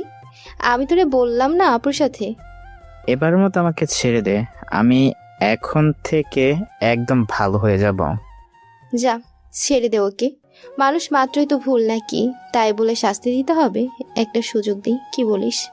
এবার সাথে মাহিও তাল মিলিয়ে বলল, ভাইয়া ঝগড়া করে লাভ নেই, ছেড়ে দে। আমি নিখিলের হাত পায়ের বাঁধন খুলে দিয়ে বললাম, যা, এবারের মতো মাফ করে দিলাম, আর যেন তোর এখানে না দেখি। নিখিল ছাড়া পেতেই পকেট থেকে পিস্তল নিয়ে সরাসরি আমার বুকে 2টা গুলি করে দৌড়াতে লাগলো আর চিৎকার করে বলছে, মাত্র তোরা মারলাম, তোর পুরো পরিবার আমি ধ্বংস করে দিব, মনে রাখিস। গুলি খেয়ে আমি মাটিতে লুটিয়ে পড়লাম। এবার আমাকে ধরে বলল, এটা কি হলো তোর? আমি বুকে হাত দিয়ে চেপে ধরে বললাম, এটাই হওয়ার ছিল আমার সাথে। মানুষের ভালো করতে নেই, এই পৃথিবী ছেড়ে চলে যেতে ইচ্ছে করে না। ভেবেছিলাম আমার কি আছে যে আমি বাঁচবো, কিন্তু তোর পেটে যে আমার বাচ্চা, আমার মেয়ের কথা চিন্তা করলে কলিজাটা ফেটে যায়। বিয়ের পর থেকে আমি একটু শান্তি পেলাম না, পুরো জীবনটা আমার কষ্টে কেটে গেল। আমি প্রতিদিন প্রতি সময় সুখ খুঁজে যাই, কিন্তু সুখ যে আমাকে চায় না। বেঁচে থাকার চেয়ে মরে যাওয়া অনেক ভালো আমার। এর মাঝে বাইরে কতগুলো গাড়ির শব্দ শুনলাম। হয়তো রিয়া এখানে চলে আসছে। বলতে না বলতে রিয়া ভেতরে এসে আমার অবস্থা দেখে জায়গায় দাঁড়িয়ে গেল। আমি হাত দিয়ে ইশারা করে বললাম, নিখিলের জন্য এখানে আসছো তাই তো? চিন্তা করো না, ওকে আমি মারিনি। ভেবেছিলাম ওকে একটা সুযোগ দিই, এজন্য ছেড়ে দিছি। আর এখন দেখো আমার এই অবস্থা। আমি তোমার ভাইকে একটু ধরে হাসপাতালে নিয়ে যাই। হাসপাতালে নিয়ে গিয়ে কি হবে রে? যেই জায়গায় গলি লেগেছে, বাঁচার মতো আমার আর সম্ভাবনা নেই। রিয়া আমার দিকে এগিয়ে এসেই ইভা কিশোরে সরাসরি আমাকে টান দিয়ে কোলে তুলে বলল, আপনাকে আমি মরতে দিব না। আপনি ছাড়া এই পৃথিবীতে আমার আর বা কে আছে? আমি এত ভুল কেন করি? আমি কেন এত অহংকারী? আজকে আমার কারণে আপনার এই অবস্থা, সব দোষ আমার। হঠাৎ করে 5-6টা ছেলে ভেতরে ঢুকে এসে আমাদের চারদিক থেকে ঘিরে ধরল। সবার হাতে একটা করে পিস্তল আছে। রিয়া আমার দিকে অসহায় দৃষ্টিতে তাকিয়ে কান্না করে দিয়ে বলল, আজকে এই সব কিছুর জন্য আমি দায়ী। তুমি প্লিজ আমাকে ছেড়ে যেও না, একটু চোখ খোলা রাখো। ছেলেগুলোকে সরিয়ে নিখিল ভিতরে এসে বলল, কি রিয়া, তুমিও না? একটু পর তো ও মারাই যাবে। এত কষ্ট করে হাসপাতালে নিয়ে কী লাভ? এর থেকে তুমি ওকে ফেলে দাও, আমি আরও 2টা গুলি করে দেই। নিখিল প্লিজ তুমি এখান থেকে যাও। এতদিন আমি ভুল একটা দুনিয়ায় ছিলাম। আমি আমার নিজের স্বামীকে কিভাবে ভুলে যেতে পারলাম? এত পাপ আমি কিভাবে করতে পারলাম? তোমার কাছে হাত জোর করে অনুরোধ করছি, প্লিজ আমাকে যেতে দাও, নইলে ও মারা যাবে। রিয়া, তুমি এসব বলছো? তুমি না আমাকে ভালোবাসো, এখন স্বামী কাকে বলছো তুমি? আমি রিয়ার একটা হাত ধরে বললাম, আমাকে ফেলে চলে যাও তুমি। আমার চিন্তা তোমার করতে হবে না, যাও এখান থেকে। ইভা নিখিলের সামনে গিয়ে বলল, তুই আমাকে হয়তো ভালো করে চিনিস না। তুই তো মাত্র কয়েকটা ছেলে নিয়ে এখানে আসলি। বাইরে তাকিয়ে দেখ, কয়টা ছেলে পিস্তল নিয়ে দাঁড়িয়ে আছে। যদি বাঁচতে চাস তো চলে যা। নিখিল বাইরে তাকিয়ে দেখে ইভা সত্যি কথাই বলল, বাইরে অনেকগুলো ছেলে পিস্তল নিয়ে দাঁড়িয়ে আছে। রিয়া সুযোগ পেয়ে আমাকে নিয়ে বের হতে বলল, তোমার কিচ্ছু হবে না, শুধু আমার উপর ভরসা রাখো তুমি। আর কত মিথ্যা কথা বলবে? তোমার মিথ্যা ভালোবাসা এখন আমার কাছে বিষ হয়ে গেছে। কি পাও মিথ্যা বলে? আর কত আমাকে নিয়ে খেলা করবে? আমি এখন ক্লান্ত হয়ে গেছি। আমি যদিও বেঁচে যাই, তাহলে আমার এই 2 চোখে যেন তোমাকে না দেখি। বেইমান স্ত্রী থাকার চেয়ে না থাকা অনেক ভালো। ধীরে ধীরে আমার কথা বলার শক্তিও কমে যাচ্ছে। শেষবারের মতো রিয়াকে বললাম, যদি পারো নিজেকে একটু ভালো করে নিও। তোমাকে এখন আর আমার জীবনের দরকার নেই। এখন আমি আমার মেয়ে নিয়ে সুখে থাকবো। হয়তো যদি বেঁচে থাকি, আর মরে গেলে তো সব শেষই। আমি আর চোখ খোলা রাখতে পারলাম না। ধীরে ধীরে আমার জ্ঞান হারিয়ে গেল। যখন আমি চোখ খোলার মতো শক্তি পেলাম, তখন পাশে তাকিয়ে দেখি মাহি আমার মাথার কাছে বসে আছে। আমার জ্ঞান ফিরতে দেখে মাহি বলল, ভাইয়া তুই ঠিক আছিস তো? তোরে বাঁচানোর জন্য ইভা আপু যে কতটা কষ্ট করেছে বলার বাইরে। সবচেয়ে বেশি অবাক হয়েছি কোথায় জানিস? তোর জ্ঞান চলে যাওয়ার পর ভাবি সেই যে তোর পাশে দাঁড়িয়েছিল কোথাও যায় নেই। দেখ এখন বিকাল হয়ে গেছে, ইভা আপু বলছে হয়তো কিছুক্ষণ পর তোর জ্ঞান ফিরতে পারে, এই জন্য ভাবি চলে গেছে। ওই ভালোবাসা অল্প কিছু সময় থাকবে, পরে উধাও হয়ে যাবে। ওর কথা আর তোর বলতে হবে না। এখন আমি একাই ভালো আছি। এবার ভিতরে ঢুকতে ঢুকতে বলল, কি দুলাভাই, এখন ঠিক আছেন তো? শরীর ঠিকঠাক মতো কাজ করছে তো? আমাকে না বাঁচিয়ে আমার শরীরে যদি তুই বিষ ঢুকে দিতি, তাহলে আমি খুশি হতাম। এসব কথা বলতে নেই, তুই আমার একমাত্র দুলাভাই। তোর আমি কিভাবে মেরে ফেলবো বল? আমাকে বাসায় নিয়ে যাওয়ার ব্যবস্থা কর। আপু বাইরে দাঁড়িয়ে আছে, তুই প্লিজ। ওর জন্য আমার কাছে তুই রিকোয়েস্ট করবি না। আমি একা আছি, একাই ভালো। তোর পেটে আমার সন্তান আছে, ওকে নিয়ে আমি সুখে থাকলেই হলো। কি রিয়া আর কি মাইশা, আমার কাউকে দরকার নেই। জীবনে বহু শিক্ষা হয়েছে আমার। মানুষ চিনতে শুধু বারবার ভুল করি, তাই বলে আমার আজকে এই অবস্থা। আমাকে কি কথা দিয়েছিলি? এবার তুই কি চাস আমি মরে যাই? আমি মরে গেলে তুই খুশি তো? ঠিক আছে, যা, তোর কথাই মানলাম। আচ্ছা আমি সরি বলছি, তবে আমি তোর কাছে কখনো আপুর হয়ে আর রিকোয়েস্ট করব না। অনেক তো করলাম আমি। এখন ও যদি নিজের স্বামীকে ধরে রাখতে না পারে, তাহলে এখানে আমার কিছু করার নেই। আমি বলবো না তুই আপুকে একটা সুযোগ দে। তোর মতো ভালো ছেলে হয়তো হাজারো একটা মেয়ে খুঁজে পাবি। খুব উদারশীত তোর মন। প্লিজ আপুর সাথে একটু কথা বল। এবার তুই আমাকে পাম দেশ মনে হচ্ছে। আমি কিছু জানি না, এখন তুই আপুর সাথে কথা বলবি এটাই জানি। আপুকে তুই কি বলেছিস যে আপু তোর কাছে আসতেই চাইছে না? বলে শুধু তুই যতক্ষণ পর্যন্ত না ডাকবি ততক্ষণ পর্যন্ত আপু ভিতরে আসবে না। এভা, এত ইতিহাস টানবি না, এসব আমার কাছে ভালো লাগে না। নাটক না করে তোর আপুকে ভেতরে আসতে বল। এবার মাহিকে নিয়ে বের হয়ে গেল। বাইরে গিয়েই ইভা আবার ভেতরে এসে বলল, ওই বলছিলাম না তুই না বললে আপু ভেতরে আসবে না।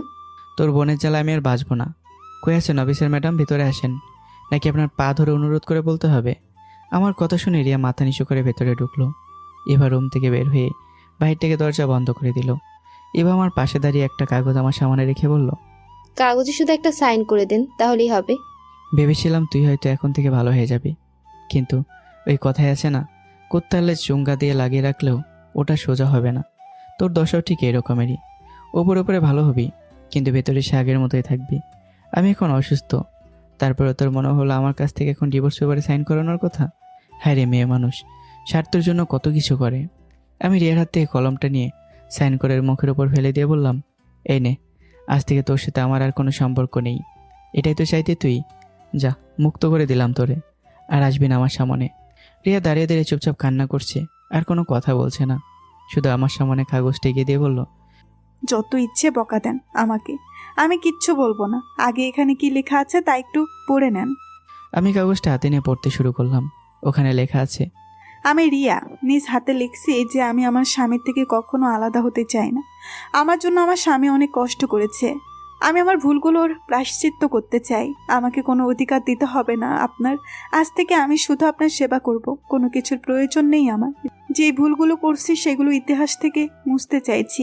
যদি একটু সুযোগ দেন, মৃত্যুর আগে আমি যদি আপনার থেকে আলাদা হয়ে যাই, তাহলে আপনি আমাকে যেইভাবেই হোক ফিরিয়ে নিয়ে আসবেন।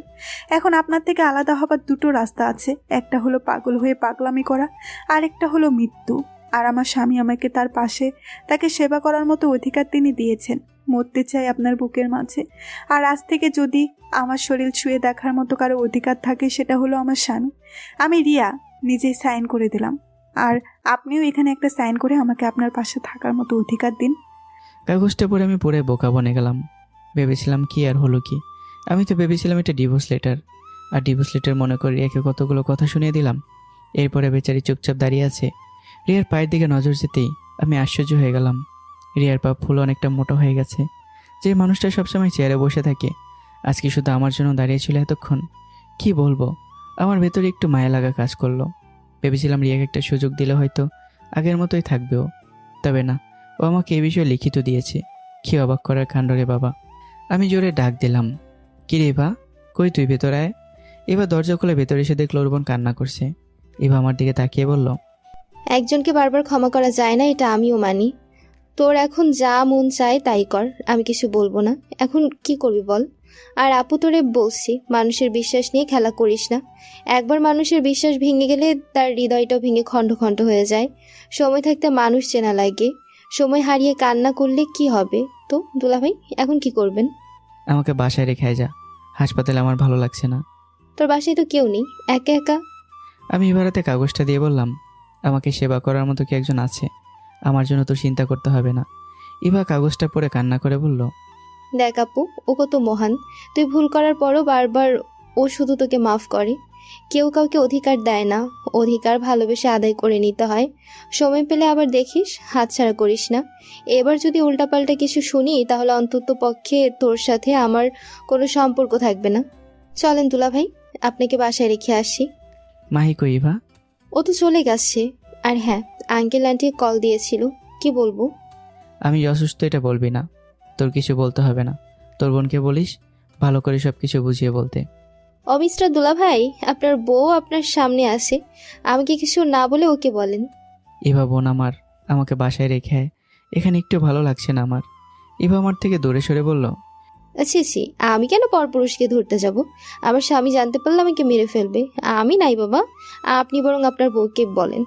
এবার সুযোগ নিলে মনে হচ্ছে আমার কাজটা কিন্তু মোটেও ঠিক হচ্ছে না।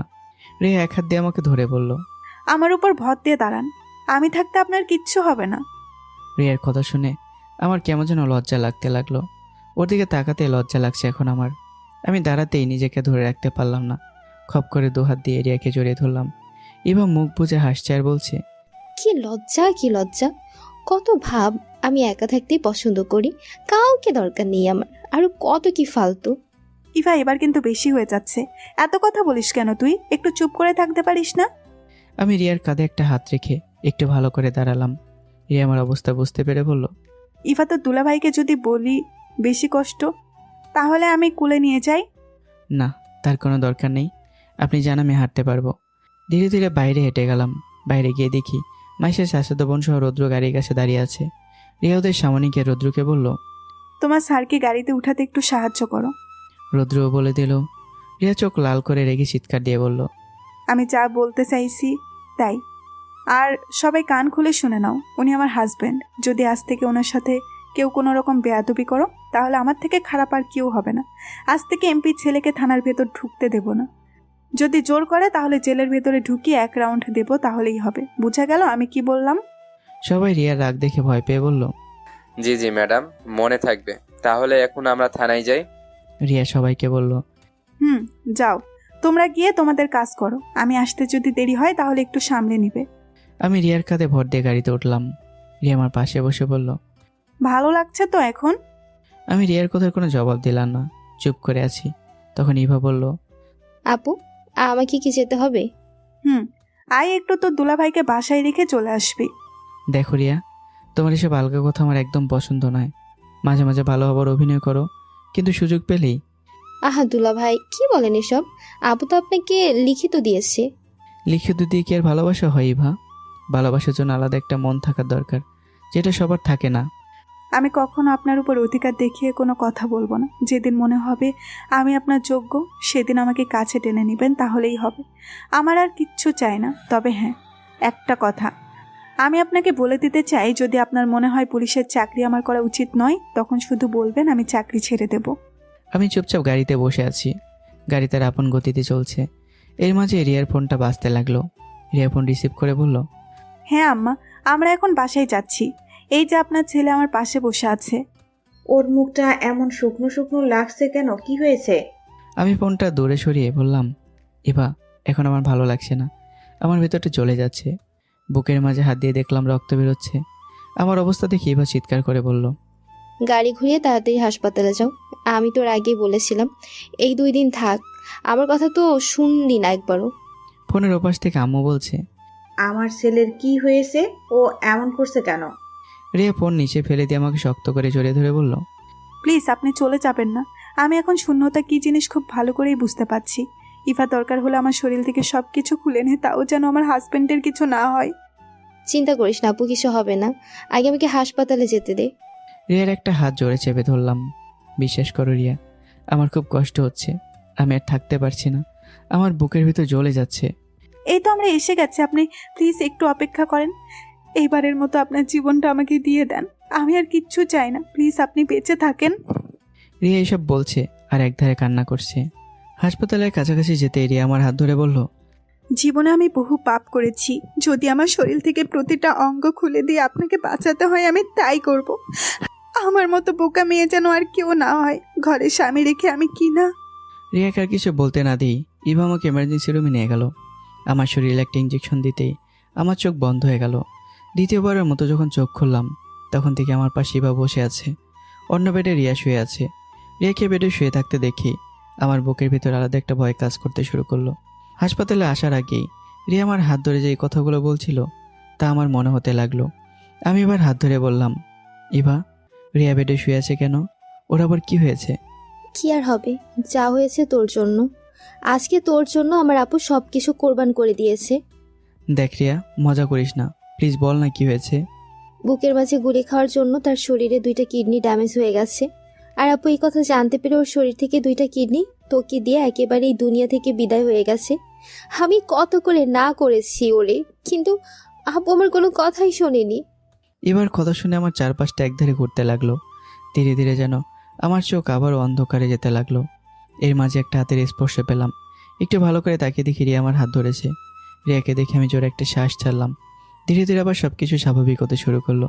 রিয়া রেগে ইভাকে বলল, তোরে বলছিলাম এসব বলার জন্য, এখন যদি ওর কিছু হয়ে যেত, কেন এমনটা করলি? সরি আপু, আমি বুঝতে পারি নাই। দুলাভাই মাফ চাইছে আপনার কাছে, প্লিজ সরি। থাক, আর সরি বলতে হবে না ইভা। তবে আমার জ্ঞান চলে যাওয়ার পর এখানে কি হয়েছিল? দুলাভাই, আপনার শরীর থেকে প্রচুর ব্লাড বের হয়ে গিয়েছিল আর আপু আপনাকে রক্ত দিয়েছে। এই হলো কাহিনী। তবে আমি জানি আপনি আপুকে ভালোবাসেন, তবে কিছু বলেন না। আমার একটু মিথ্যা কথা শুনে আপনার যা অবস্থা হয়েছিল, ভাববা। ইভা, আবার শুরু করলি তুই? আচ্ছা আপু, আমি খাবার আনতে গেলাম। তুইও শুয়ে থাক, তোর শরীর থেকে এখন প্রচুর দুর্বল হয়ে গেছে। চাইলে তুই দুলাভাইয়ের বেডে থাকতে পারিস, বেড কিন্তু খুব বড়। কি বলেন দুলাভাই? এবার আস্তে আস্তে কেবিন থেকে বের হয়ে চলে গেল। এবার যেতে রিয়া বলল, আপনার কিছু লাগবে কি? লাগলে বলেন, কাউকে দিয়ে আনিয়ে নেই। আমার কথা ছাড়ো, বাবা মার কি খবর? ওনারা আসতে চেয়েছিল, কিন্তু ইরান আর ইসরায়েল যুদ্ধের জন্য সকল ক্লায়েন্ট নাকি বন্ধ আছে, বলছে সুযোগ পেলে চলে আসবে। বাবা মাকে এত কিছু বলার দরকার নেই। আচ্ছা ঠিক আছে, এখন আপনি একটু শুয়ে থাকেন, আমি ওয়াশরুম থেকে আসছি। রিয়া ওয়াশরুমে চলে গেল। রিয়া যেতেই মাইশের চাচাতো বোন ভেতরে ঢুকতে ঢুকতে বলল, ম্যাডাম, একটা জরুরি কাজ আছে, আপনাকে যেতে হবে। মাইশের সামনে তাকিয়ে আমাকে দেখিয়ে বলল, কিরে, মগা ম্যাডাম কোথায়? কথাবার্তা একটু হুশ করে বল, না হলে কি হবে জানিস তো। মাইশের চাচাতো বোন আমার মাথার কাছে দাঁড়িয়ে বলল, এতদিন পর আমি সুযোগ পেয়েছি, আজকে আমার হাত থেকে তোরে কে বাঁচাবে? তোরে আমার দু চোখে দেখতে ইচ্ছে করে না, শুধু ম্যাডামের জন্য বারবার বেঁচে যাস। এ কথা বলেই মাইশের চাচাতো বোন আমার মাথা থেকে বালিশটা টান দিয়ে আমার মুখের ওপর চেপে ধরে বলল, মর এখন তুই, তোরে মেরে এখন থেকে আমি চুপচাপ বের হয়ে যাব, কেউ বলতেও পারবে না। আমার শরীর অতটাও শক্তি নেই যে মেয়েটাকে আটকে ধরবো। ধীরে ধীরে আমার শ্বাস নিতে কষ্ট হচ্ছে। আমার চোখের সামনে আমি আমার মৃত্যুকে দেখতে পাচ্ছি। ঠিক সেই মুহূর্তে আমার মুখ থেকে বালিশটা সরে গেল। রিয়া মেয়েটা চুলের মুঠি ধরে চিৎকার করে বলল, আমার থানার একজন সাধারণ কনস্টেবল হয়ে তুই আমার স্বামীকে মারতে চেষ্টা করিস? দাঁড়া, জন্মের শিক্ষা দিচ্ছি তোরে। এ কথা বলে রিয়া যেন কাকে কল করলো। মাইশা চাচাতো বোন রিয়াকে দেখে কান্না করতে করতে বলছে, প্লিজ ম্যাডাম, আমাকে ছেড়ে দিন, আমার ভুল হয়ে গেছে। ভুল হয়েছে তোর না? আমি না থাকলে তুই তো... রিয়া ধীরে ধীরে কান্না করছে আর বলছে, যাকে বাঁচানোর জন্য আমি দিনরাত জীবন মৃত্যুর সাথে লড়াই করেছি, আর তুই তাকে মেরে ফেলবি? এখন তো তুই তোর চাকরি হারাবি, সাথে জেলের ভিতর ঢুকিয়ে গরম পিটুনি দেব। কিছুক্ষণ ভেতরে পুরো হাসপাতালে পুলিশে ভরে গেল। একজন অফিসের হাজবেন্ডকে মারার চেষ্টা করছে। কি হতে পারে এর ফল বুঝেন তো? না, এখন নিজেকে নিয়ে গর্ব হচ্ছে। আমার বইয়ের কারণে আজকে আমি এত সম্মান পাচ্ছি। হাসপাতালে সিসিটিভি ফুটেজ সহ মাইশের চাচাতো বোনকে ধরে নিয়ে যাওয়া হলো। রিয়া সবাইকে কেবিন থেকে বের করে দিয়ে বলল, প্লিজ আপনারা এখন এখান থেকে যান, আর এমনিই ভালো লাগছে না। সবাই যেতে ইভা খাবার নিয়ে ভেতরে ঢুকে বলল, আমি একটু বাইরে যেতেই এত বড় কিছু হয়ে গেল। একটু দেরি করে আসতে যদি, তাহলে দুলাভাই তো শেষ ছিল। তোদের জ্বালা এখন আমার আর ভালো লাগে না। যা মন চায় তাই কর তুই। দেখিস, আমি বলে দিলাম, একদিন তুই তোর নিজের ভুলের জন্য ওকে হারাবি, তখন বুঝবি যে স্বামী ছাড়া কোনো দাম নেই। আঘাত পেতে পেতে আজ এই ছেলেটা ওই পর্যন্ত টিকে আছে। তোর বোন ডাক্তার বলে সব কিছু দিয়ে চেষ্টা করে বাঁচিয়ে রাখছে, না হলে সে কোন দিনই উপরে চলে যেত। যা পারিস কর তুই, আর আমাকে পাবি না তোদের পাশে। গেলাম আমি। বড় বোন হয়ে তোকে সব কিছু বলতে হয় আমার, কই আমাকে তুই বুঝাবি, আর এখন আমার তোকে বুঝাতে হয়। তাও তো তোর ভুলের জন্য অন্য কেউ কষ্ট পায়। রিয়া দাঁড়িয়ে দাঁড়িয়ে একধারে কান্না করছে। আমি জানি এখানে রিয়ার কোনো দোষ নেই। বেচারি তো ওয়াশরুমে ছিল, ওকে জানতো এই মেয়েটা এখানে চলে আসবে। আমি ইভাকে বললাম, ওকে বকা দিবি না, ওর কোনো দোষ নেই তো, ও ওয়াশরুমে ছিল। ওকে জানতো হঠাৎ করে মাইশা চাচাতো বোন আমাকে বালিশ চাপা দেবে। আমার শরীরে যদি শক্তি থাকতো তাহলে কি আর... আমাকে আর এখানে টানবেন না, আমি আর নাই এসবের ভেতরে। আপনাদের মন যা চাই তাই করেন। খাবার রাখা আছে, কিছু খেয়ে নেন। আমি আমার কেবিনে আছি, দরকার পড়লে ডেকে নেবেন। আপনাদের যন্ত্রণায় ভালো করে খেয়ে আসতেও পারি নাই, দৌড়ে আসছি হাসপাতালে জানেন। এবার মন খারাপ করে চলে গেল। এটা সত্যি, এবার সাথে আমার তেমন কোনো সম্পর্ক নেই। এরপরেও আমার জন্য যা করছে বলার বাহিরে। নিজের মায়ের পেটের বোন হলে হয়তো এমনটা করতো না। রিয়া কান্না করছে, বুঝেছি রিয়া কষ্ট পেয়েছে। যে মেয়েটা আমাকে বাঁচানোর জন্য বলতে পারে, শরীর থেকে সব কিছু খুলে দিতে পারে, সে আর কীভাবে বেইমানি করবে আমার সাথে, আমার তো বিশ্বাস হয় না। আমি রিয়ার একটা হাত আস্তে করে ধরে বললাম, বস এখানে, আর কান্না করতে হবে না। তাও রিয়া কান্না করে বলছে, আমি জানতাম না ও এখানে চলে আসবে, জানলে কি আর আপনাকে একা রেখে যেতাম? হয়েছে বাবা, বুঝেছি তো আমি, তোমার এখানে কোনো দোষ নেই। যা ওয়াশরুম থেকে মুখে পানি দিয়ে আসো। আমি আবার আপনাকে একা রেখে যাব? আমার কি মাথা খারাপ হয়েছে? থাক, যেতে হবে না। চোখের পানি মুছে বক্স খুলে দেখো, তোমার বোন কিনে আসছে। খিদে পেয়েছে প্রচুর। রিয়া আমার কথা মতো বক্স খুলে বলল, আপনি একটু উঠে বসেন, আমি আপনাকে খাইয়ে দিচ্ছি। আবার কান্না করছো? বলছি তো এই বিষয়ে বাদ দাও। কি বাদ দিব বলেন? আজকে যদি আপনার কিছু হয়ে যেত তাহলে আমি নিজেকে ক্ষমা করতে পারতাম? এখানে যে ভালোবাসা দেখাচ্ছ না, তুমি এই ভালোবাসা যদি আগে দেখাতে তাহলে আজকে আমার বুকের উপর মাথা রেখে শুয়ে থাকতে পারতে। আমি কি সুস্থ হয়ে নেই, পরে তোমার বিষয়ে চিন্তা করে দেখবো যে কি করা যায়।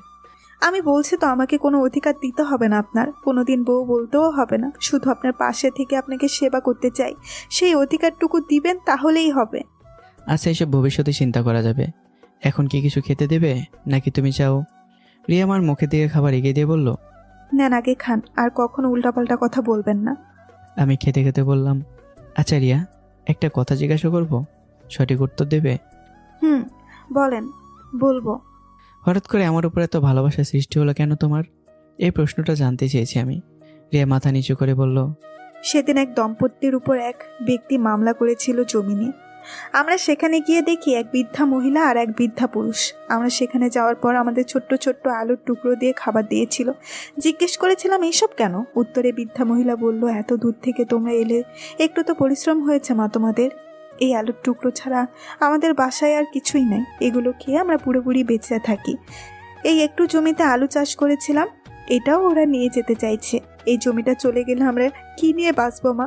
আমার 2 ছেলে ছিল, এক ছেলে বড়লোকের মেয়ে বিয়ে করে আমাদের খবর নেয় না, আরেক ছেলে বিদেশ গিয়ে বিয়ে করে সব কিছু ভুলে গেছে। এখন এই শেষ জীবনে আমার স্বামী ছাড়া আমার কাছে আর কেউই রইল না। তার একটা পা অচল মা। আমি একটু একটু কাজ করে খাবার নিয়ে আসি, মাঝে মাঝে ময়লা খাবারই খাই। বেঁচে থাকার লড়াই করছি আমি মা, প্লিজ তুমি আমার জমিটা কেড়ে নিও না। রিয়া কান্না করতে করতে আমার পায়ের উপর পড়ে বলল, আমি অনেক বড় ভুল করে ফেলছি, আমি আমার স্বামীর সাথে বেয়াদবি করে ফেলছি, মাফ করে দেন আমাকে।